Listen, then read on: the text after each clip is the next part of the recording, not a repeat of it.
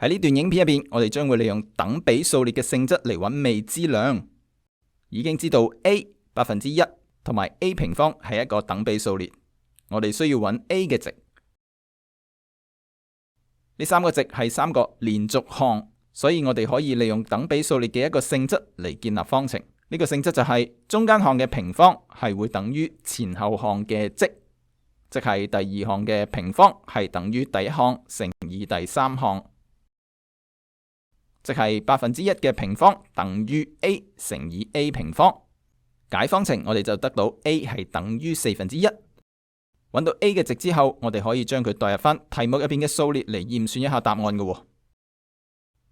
而如果大家唔記得咗等比數列嘅呢一個性質都唔緊要，只要建立一個同公比相關嘅方程，即係 t 嘅 n 減1分之 tn 係等於 tn 分之 t 嘅 n 加1，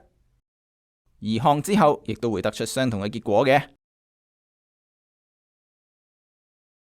就係咁樣啦。